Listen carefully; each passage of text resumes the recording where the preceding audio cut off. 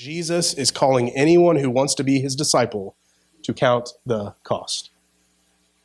Anyone who wants to be a disciple to count the cost. So whether you're here and you've been following Jesus for longer than some of us have been alive, or you're not following him yet and you aren't really sure what this whole Jesus thing is about, or you're somewhere in between, like he's talking to you. He's talking to all of us today, and he's saying, hey, if you want to follow me, or if you're even interested or considering it, you need to count the cost. Right? We live in a very impulsive world that, like, if it looks good and feels good, go for it. And Jesus, who's often flipping the world upside down and trying to bring rightness into things that have gone wrong, is saying, hey, let's be careful. Let's be calculated. Let's count the actual cost. And following him is no different in that way. And before we dive into what the counting of the actual cost is to be a disciple, I think it would be really good for us to define what a disciple is. A disciple is not just a word that's exclusively saved for Jesus. Discipleship is a word that would have been common in that day and age. It would have been anyone who's a teacher, who's a leader, who's a rabbi, would have disciples. And to be a disciple meant something. It wasn't just a tag you threw onto a name so you would sound more holy. It actually had requirements of it. You would have to go and be a part of the life of whoever you were following. The way they would eat, you would eat. The way they would sleep, you would sleep. The way they would talk, the way you would interpret the law, that's very important, would be the way in which you would begin to interpret the law. So when we say disciple, this is what we mean by it. A follower of Jesus, and again, follower, not a fan. Got a lot of fans, a lot of fair weather fans who call themselves Christians and who fill churches. It's not what Jesus has in mind here. He's not interested in that. He doesn't need a bunch of fans. And we're going to talk about that in a moment. A follower of Jesus Christ who is committed.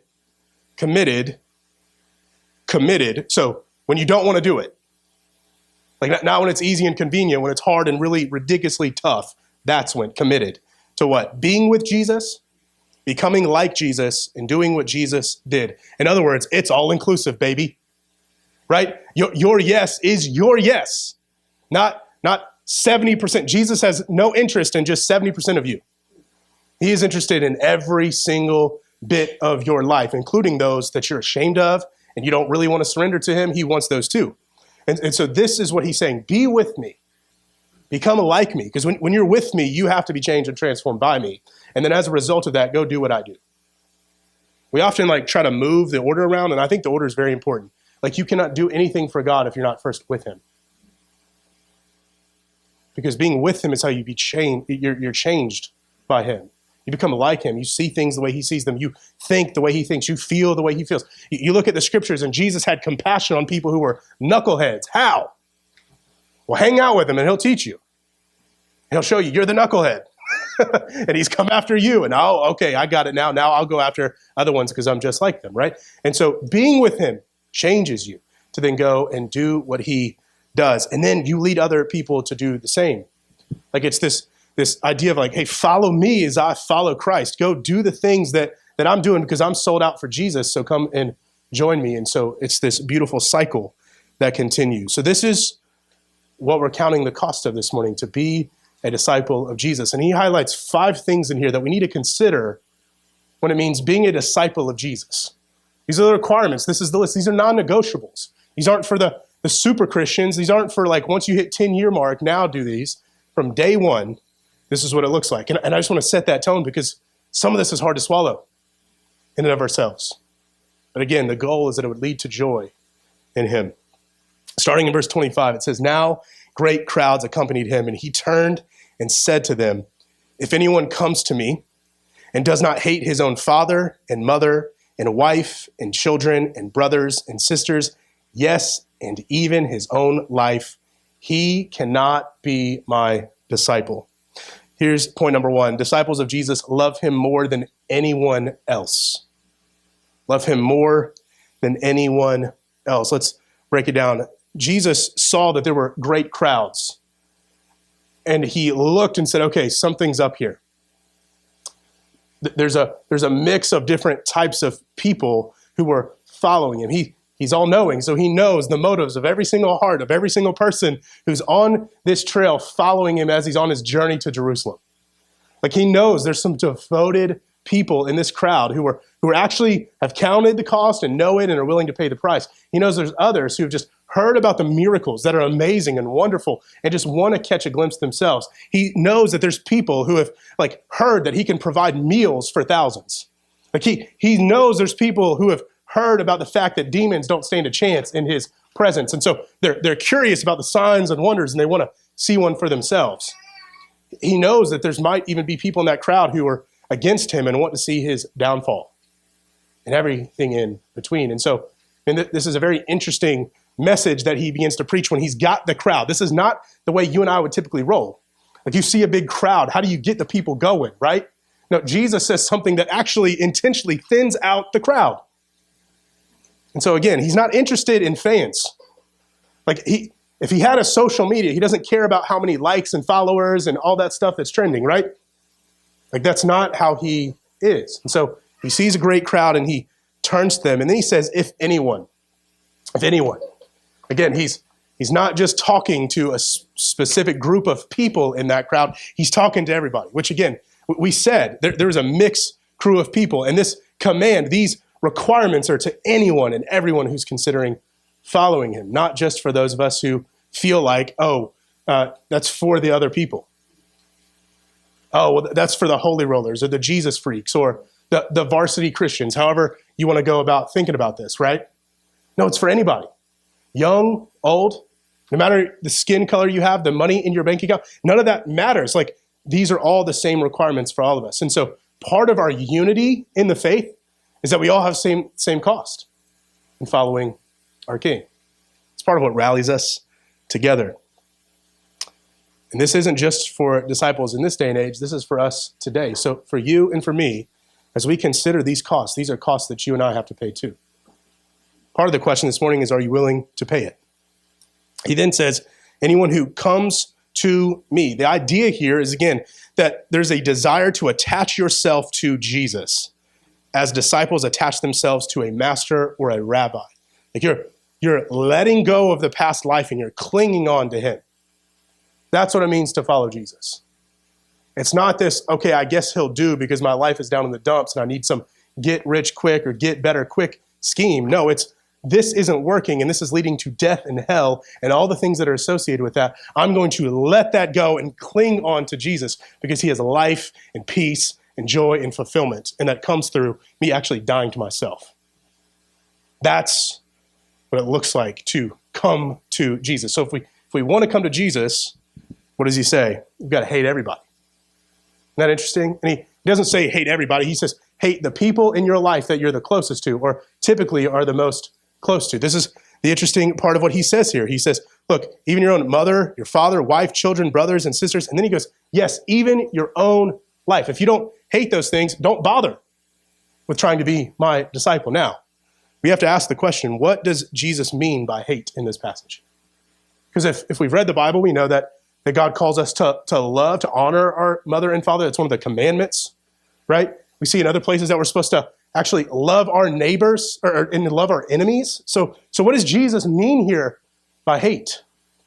Hopefully you're asking that question. If you're not, ask it right now. What does Jesus mean by hate? And I want to be careful to not strip away some of the power and weight of what he means. So we can read this and be like, well, he doesn't really mean hate. Well, the word is an intentionally strong word. So maybe he doesn't mean hate in the sense that we think he means, but he means something by the word hate. You understand what I'm saying? So let that bear weight on us this morning before we try to get Jesus off the hook for saying this word. Let it bear weight on your soul. What does he mean?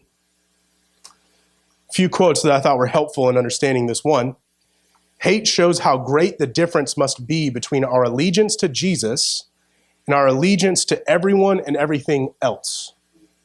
I'll read it again. Hate shows how great the difference must be between our allegiance to Jesus and our allegiance to everyone and everything else. Another quote, our love for Christ must be so strong that all other love is like hatred in comparison.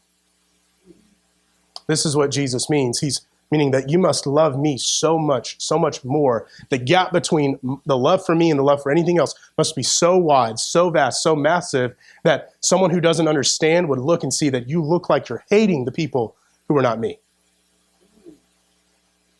And man, some of us, if we're honest, we've experienced this even with the close relationships that we have with people. Some people, because we're so sold out and pledge allegiance to King Jesus, that it feels like hatred in how we interact with other people. But this is what he's calling us to, which would have been a very radical thing in this day and age. Like, it's not as common or as prevalent in our current culture for family values and family systems to be so close and tight-knit. In this day and age, what Jesus is asking of these people is crazy. You're talking about the people where my identity come from, my family unit, those who are my ride or die people. You're telling me I have to hate them? What an audacious statement of King Jesus, and yet he says it. But again, the idea here is not so much fixating on hating other people, but loving Jesus with such a great, vast, supreme, higher love that in comparison, it looks like hatred to those around us. Devotion to our families must never come above our discipleship to Jesus Christ. And like, we live in a part of the world and in a certain day and age where, like, we don't always face some of the persecution that our brothers and sisters in the faith in other times of history have had to face. Or even other brothers and sisters around the world currently. There are people who are literally being disowned because of their allegiance to Jesus. I went to high school in Georgia, and there was a girl who was raised Catholic, and she was very devout Catholic. And she said, hey, I'm not going to be Catholic anymore. Like, some of our friends shared the gospel with her. Life changed 180, got like saved and became a follower of Jesus. Her family literally disowned her, kicked her out of their own house. This is in like a suburban area in Georgia. And so my other friend had to like literally bring her in and like get her a phone and make sure she got to school. And so her family was like, no, if you want to do this Jesus thing, go do it somewhere else. So this happens even in the country and the culture in which we live. Like, this is what it looks like. And so, man, how does this play out for you and me today? Well, maybe it looks like what it looked like for my friend in high school, or maybe it looks like you looking like the crazy person to everyone else in your family. Like, I know some of your stories, and I know some of you are like the black sheep, right? Like, everybody thinks you're nuts because you are committed to following Jesus. Everybody thinks you're crazy or you're this super Jesus freak. And you know, sometimes that means you get rejected from things, or you don't get invited to things, or people treat you differently, or don't want to talk to you about certain things, or maybe even avoid you. That's how it could look for us even today. Jesus is intentionally highlighting here the closest relationships in our lives must not come above following him. So here's my question. Does your life show that you love Jesus more?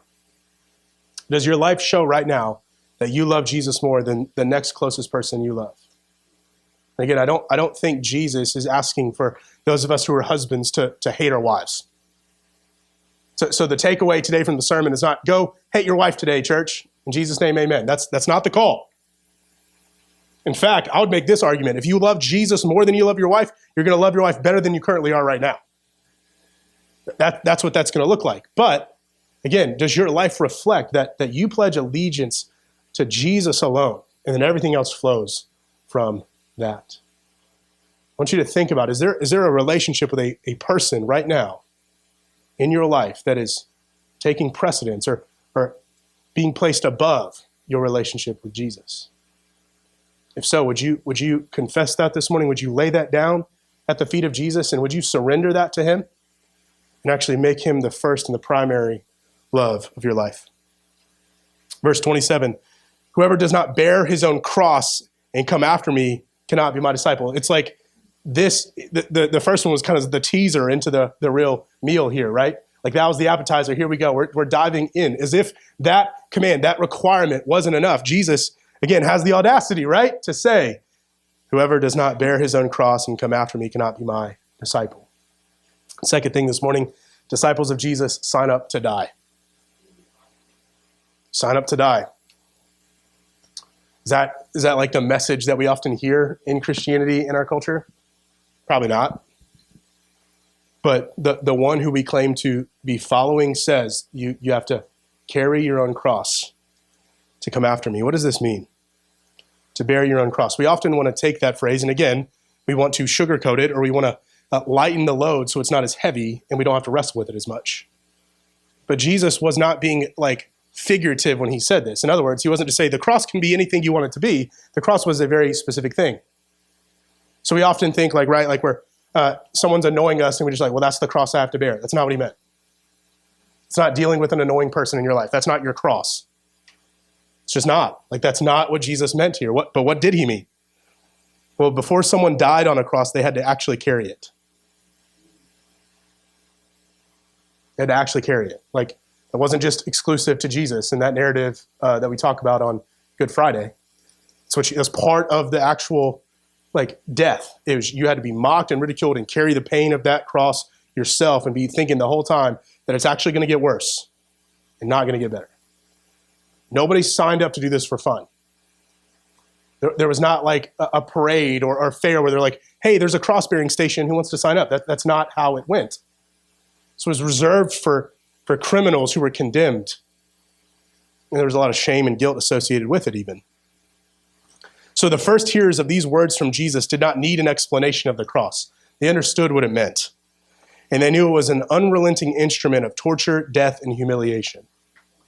So what Jesus is saying here, in other words, is like, if you want to follow me, you've got to sign up to carry an unrelenting instrument of torture, death, and humiliation. That's what he's saying. And look, if someone took up his cross, he never came back. This was a one-way journey. And it ended one way, death. So this means for you and me today, again, we don't have crosses the way that we did back then. And again, the goal isn't to go find like a random piece of wood and just carry it around with you all day long. That's not the point.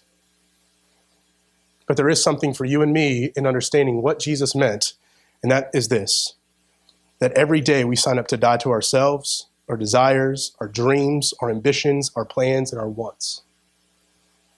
That's what it means. Like, the person carrying their cross is not thinking about their next big adventurous plan. And if they are, they're mourning the fact that it's never coming. And so for you and I to be followers of Jesus, what that means is we're daily signing up to die to ourselves, our desires, our dreams, our wants, our ambitions, our plans, all of that. And just, can we be honest for a minute? That's not often what we're sold in Christianity. Like, yes, you have a life and you have abundance and you have joy and you have peace, but how does that come? Death. Death. Humiliating, painful, excruciating. Which that word excruciating actually means of the cross. It's that kind of death. So for you and I to follow Jesus today, we have to sign up to die to ourselves. Like I think we do a really good job of this as a church here at Zeal, but could you imagine if we took seriously the idea of like, it's not about me. It's not about what I want. It's not about what I think. It's not about my desires or my ambitions or my platform or my whatever. If we just said, no, it's about the kingdom and about others, and we actually made a commitment to every day waking up saying, I've signed up to die. Like, the gates of hell would shudder every time you opened your eyes before you even hit the feet to the floor in the morning. And this is the call, to follow Jesus, to die to yourself. And the Bible tells us that it's not just a hopeless death. It says, look, if you want to find your life, what do you got to do? Lose it. You want to live? Die. So we do this with joy and gladness because we know it leads to true life, real life, sustainable life in the here and now and to come. And he says to come after me. Again, we are following in Jesus' footsteps. He's oh so prophetic here. Do you see it? It's again another teaser that he's laying out for his disciples to say, look, this is what I've come to do. Like, you're coming after me because I'm going to carry the cross. You're going to see here in a little bit, like this is what I came to do. So I'm not just asking you to carry your own cross. I'm asking you to carry your cross and follow me because I have one to carry too. And his journey to Jerusalem was actually a victory march to his death. And that's what you and I get to be a part of when we choose to carry our crosses, is we have a victory march to death. It sounds so weird, but it's so good. That you can die to yourself because the victory has been won for you. And so you don't need to justify you. You don't need to satisfy you. You don't need to please you. You have a king who's there to do it way better than you could do it anyway. Would you sign up to die? So here's the next question. There's going to be a reflective question for you to think about after each of these points. How do you need to die to yourself today? How do you need to die to yourself today?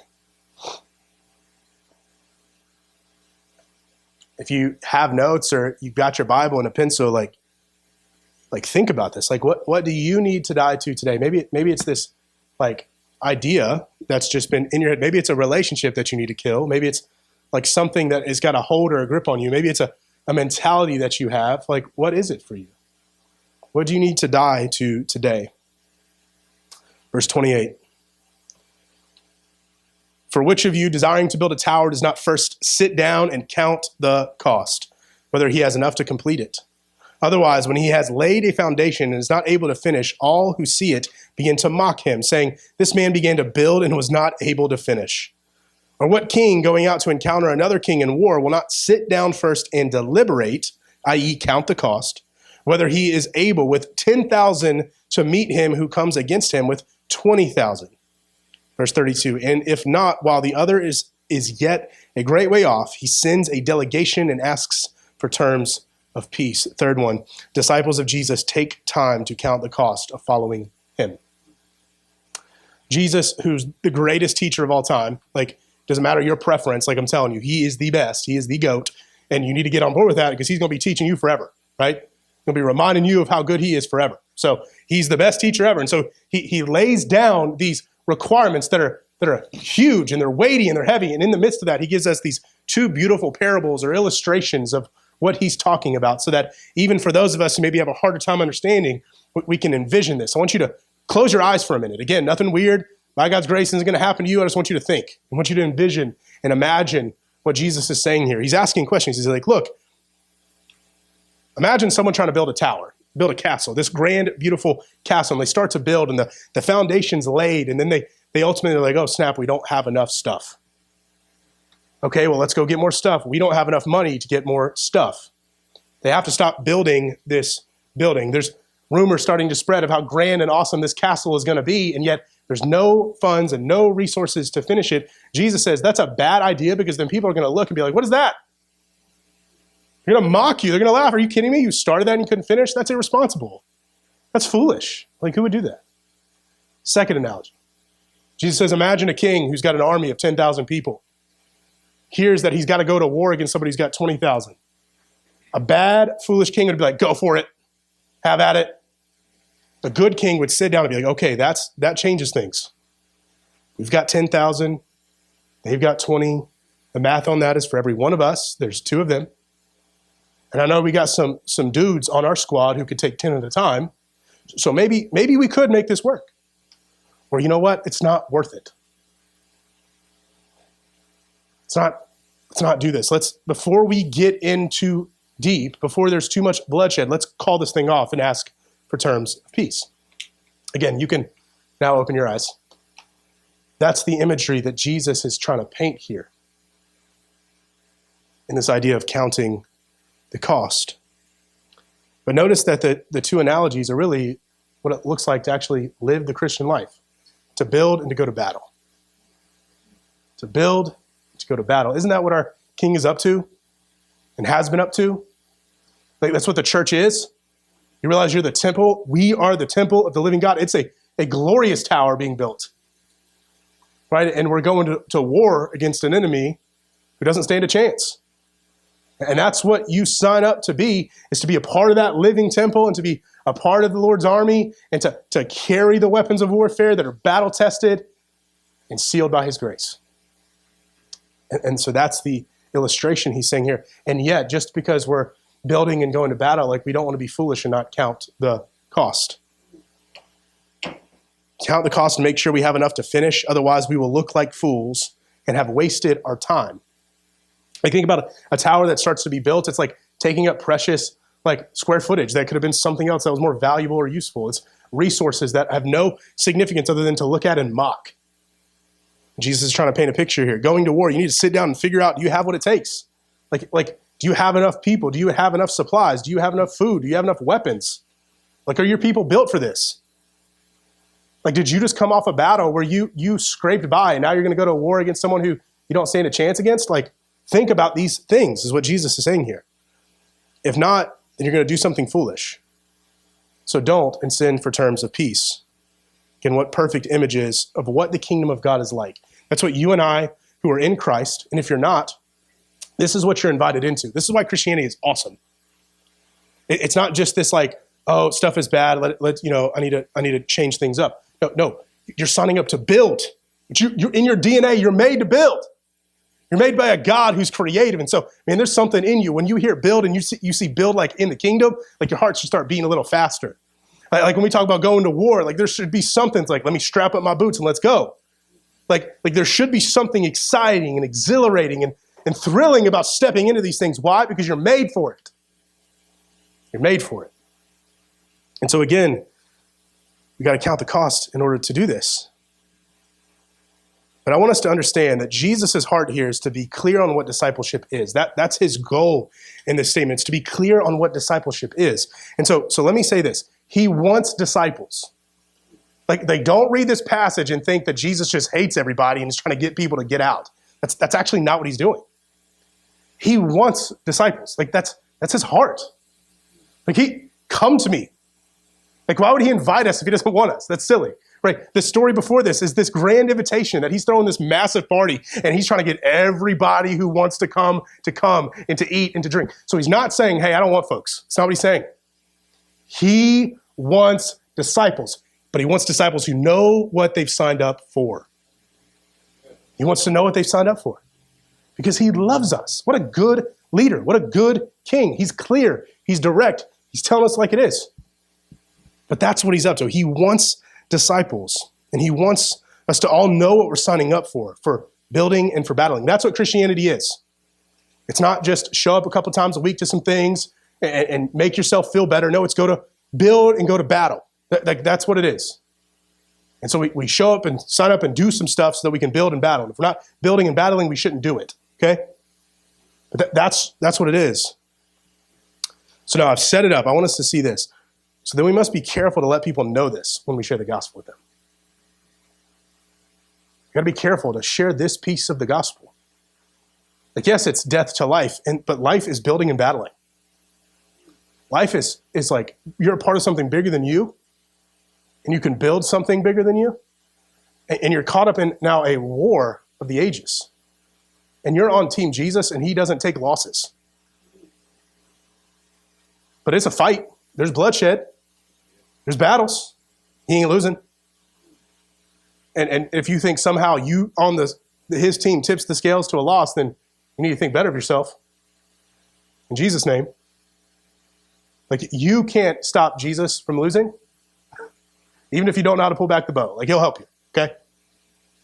But this is what he's called us to. And I just want to ask you, are we telling this to people when we ask them to come and follow him? We don't want to be too hasty with people. We don't want to be too hasty with people. Let's just have a family conversation, all right? Over the past 3.5, 4 years, we've seen people come and make professions of faith. Very few of them are still here. Not trying to throw stones or cast judgment. Why is that? I don't necessarily have the answer. It could be a plethora of things. But like, thankfully, we've seen, and there's some in the room right now who've made professions of faith and are here because they've counted the cost. So like as a church, let's commit to zealously proclaiming the gospel, the full gospel, the cost of it too. Hey, it's going to change everything about you. Hey, like you need him because he's going to transform your life from the inside out. And some of the things that you're holding on to have to leave. And it is serious business. Consider what we're asking. This is what Jesus says. Hey, come and give me all you've got, but make sure you're giving me what you've got. So like, let's just, as we move forward, just a loving encouragement to us. Let's make sure that we're counting the costs ourselves first and foremost, but that we're calling others to do the same. And I'm thankful that there are brothers and sisters in this place who have actually done that. Who've counted the cost. Who've come here, who've heard the gospel and said, no, I understand the weight of this as much as I can at this point in time. And I'm going to say yes. And then it got harder than you thought it would. Oh, snap, this is what I signed up for? Yep, sure is. And you've got brothers and sisters who are going to hold you accountable and be faithful to show you the same. And so maybe you're in here and you've been following Jesus 20 years and you've never counted the cost. Could I encourage you to count it today? Count the cost of what it actually means to follow him, that you're signing up to not sit on the sidelines or to not get your hands and feet dirty, but to actually go build and to go to war. So what is the result of counting the cost? We need to kind of get to that point right now. What is the result of counting the cost? It's this, and this is why I think Jesus is driving this point so incredibly hard home, right?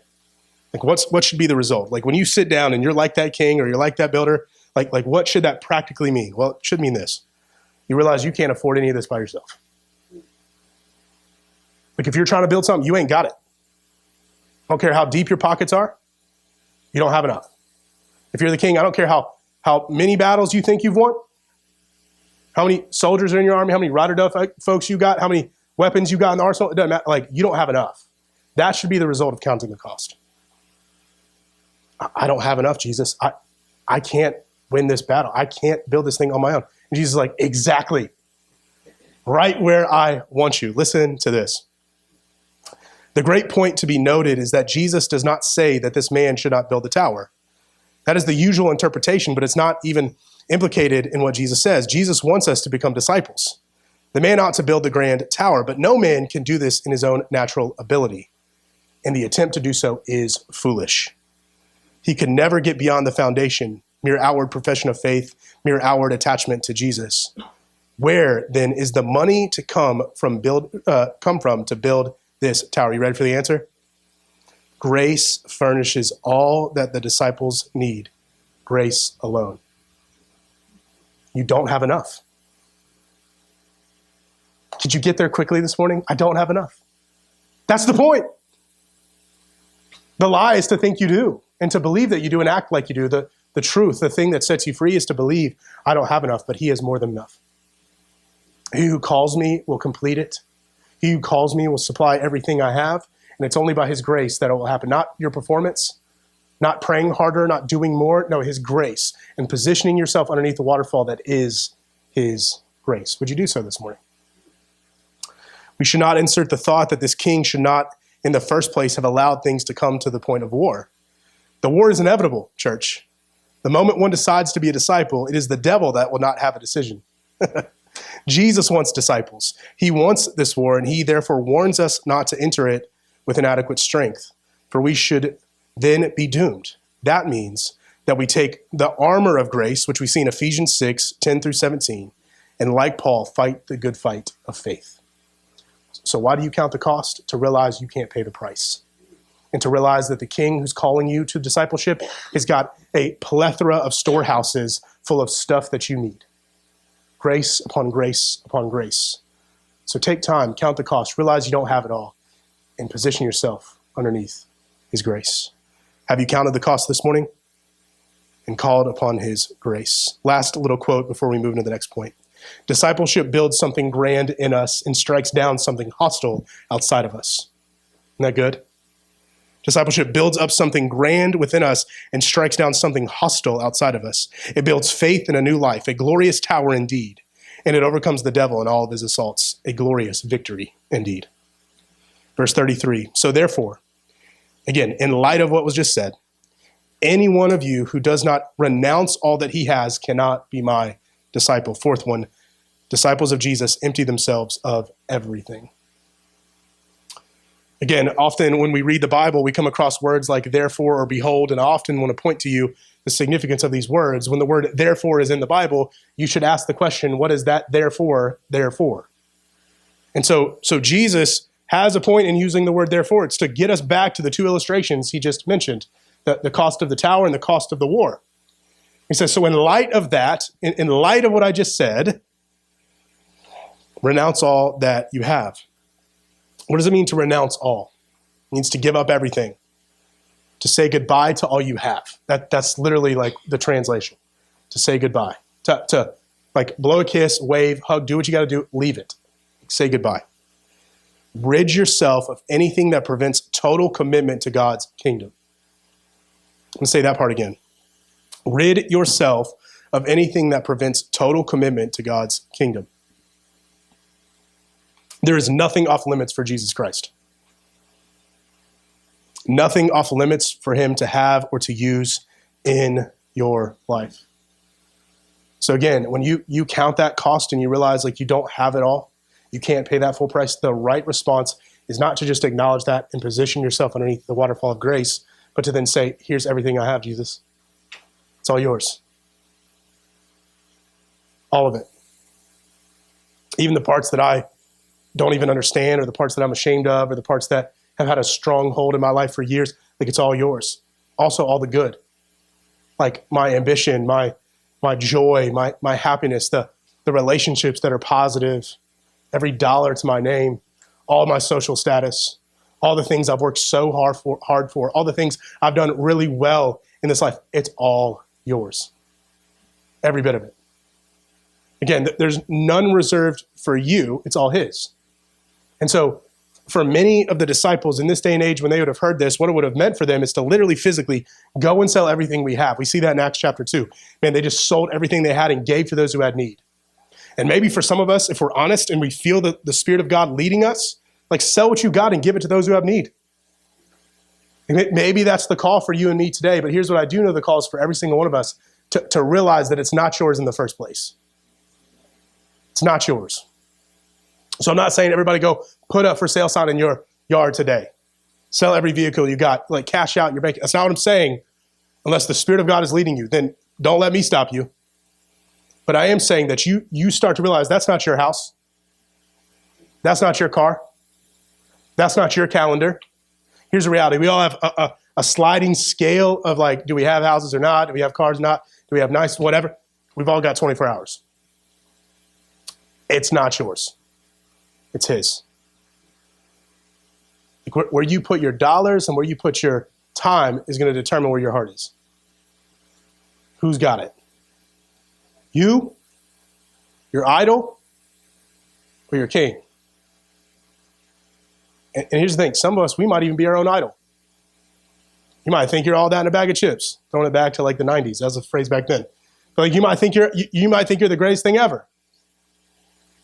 Like, if you're your own idol, like would you renounce yourself? Say, I don't own me anymore. Jesus, you own me. There's nothing off limits for him. So let me ask you this question. Have you emptied yourself of everything? Have you emptied yourself of everything? And if you haven't today, like today's your day. Like seriously count the cost. What's the thing that you are not letting go of? What's the one thing that you just, I don't know. Or what's the thing that you think of and when you think about letting it go, it just gives you crazy anxiety because you feel like you have the illusion of control anyway. Would you empty yourself today? It's an invitation to renounce all that you have. And again, you're putting it into better hands. You're giving it to someone who's far more capable than you are yourself. 34, Jesus wraps it up. He says this, salt is good. Again, brilliant teacher. He's giving them another illustration that would have been very simple and they'd have understood it clearly. Salt is good, but if salt has lost its taste, how shall its saltiness be restored?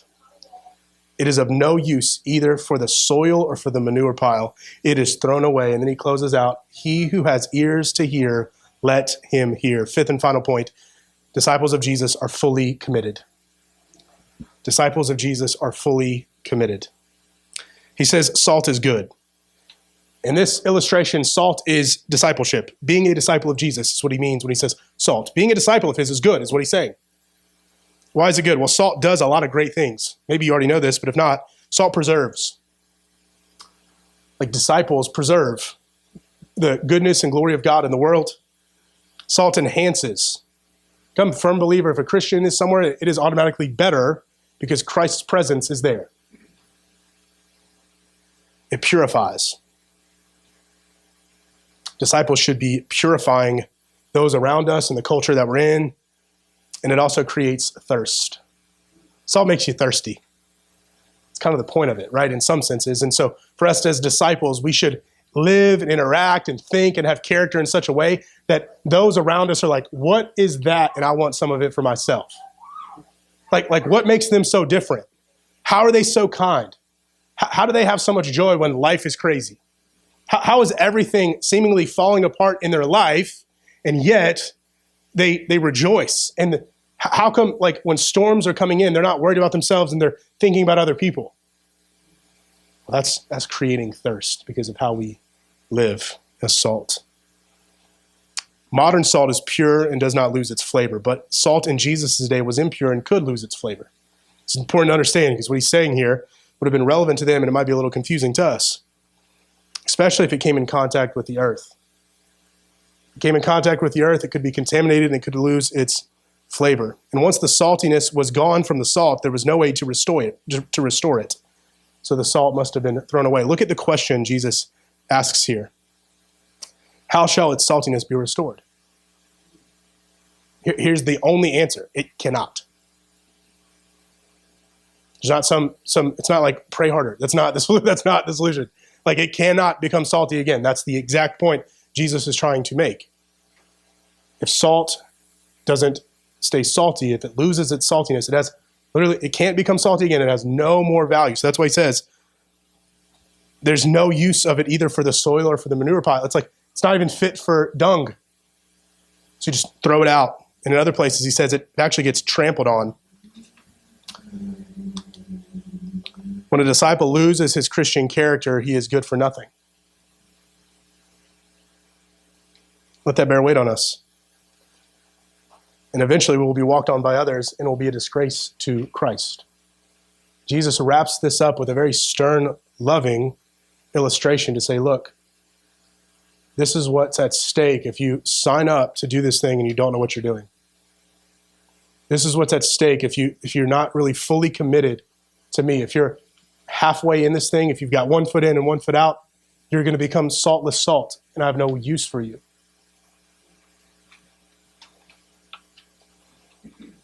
We must be fully committed and not lose our saltiness. Jesus has no desire for a half-hearted disciple. Are you fully committed? It's the last question I'll put before you this morning. Are you fully committed to following Jesus? And you might be able to fool me or other people in the room. You're not fooling him. And so there's no sense in acting like you're fully committed if you're really not. And the invitation this morning is not to stand condemned. It's to actually be convicted by the Holy Spirit and confess that, repent of it, and become fully devoted. And if you're like, I don't even know fully what that means, well, come talk with some folks. But really what it means is to stop playing the Christian games and to really actually fully commit to the ways of Jesus, to be with him. Start with being with him. Get around folks who are doing that and do it with them. Become like him. Begin to search the scriptures and to be around other Christians who are doing this. And hey, how do I do this? How do I face these challenges? That's the whole point of smaller communities that we have going on here. So you can walk with others who are doing this thing too, becoming like him, and then begin to do what he says to do. You don't have to know everything. You just have to know the right stuff. We all have an enemy that is hard to love. Start today by loving them. If you're like, that seems impossible, you're right. Start praying. And start putting yourself in a position to get close to them. Talk with them. Get to know their story. Figure out what they like. Maybe provide some of that stuff for them. Give them an ear to listen to. So again, are you fully committed to following Jesus? And in way of wrapping up, I want to say this. Again, we talked about the joyful cost. I want to close with this statement. I say that, I'm going to unpack a little bit. The cost of being a disciple of Jesus is worth it. It is worth it. It's absolutely worth it. And here's some reasons why. He's calling you to love him more than anyone else. Well, he has a steadfast love that will never, ever fail you. So you're being called to love someone more than anyone else who has time and time again come after you with his relentless, steadfast love. He's signed up to die for you. He's calling you to die to yourself. He's already died for you.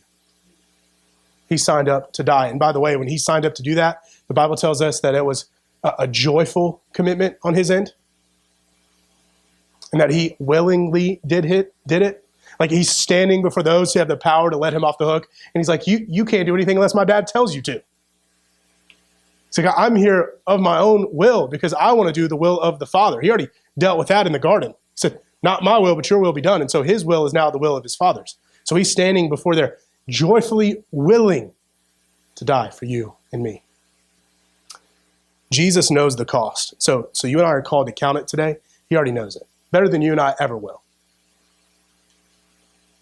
So as you get near to him, just know he's not ignorant to what you're going to have to pay. He's not unaware of the tears. He's not unaware of the pain. He's not unaware of the rejection. I think one of the biggest costs we have to pay as Christians is being misunderstood. You want to know who the most misunderstood person ever walked the planet is? Jesus. He's familiar with it. The Bible tells us that he's a man of sorrows, acquainted with grief. You know how much grief you have to have in order to be acquainted with grief? That's your label. So again, he knows the cost you have to pay, and he has enough grace to empower you to pay it. He has enough grace to empower you to pay it because he knows it, and he's already paid it himself. He's calling you to empty yourself of everything. Well, guess what? He emptied himself completely on the cross. Although he was God, he did not consider equality with God a thing to be grasped. Therefore, he emptied himself. He humbled himself by becoming obedient to the point of death, even death on a cross. Philippians chapter 2 tells us that what he's calling you to do, he's already done. He's emptying himself. And he's calling you to be fully committed. Well, guess what? He's fully committed to his kingdom, and he will not lose his salty flavor. He won't. He can't. It's impossible for him. He's committed to his kingdom. He's committed to you and I being a part of his kingdom, the royal sons and daughters of the king. That's what he's committed to. And he will not lose his flavor. So church, what he is calling us to in discipleship with him is what he has already done and he is still doing today. Will you count the cost? And will you pay it? Because it is worth it.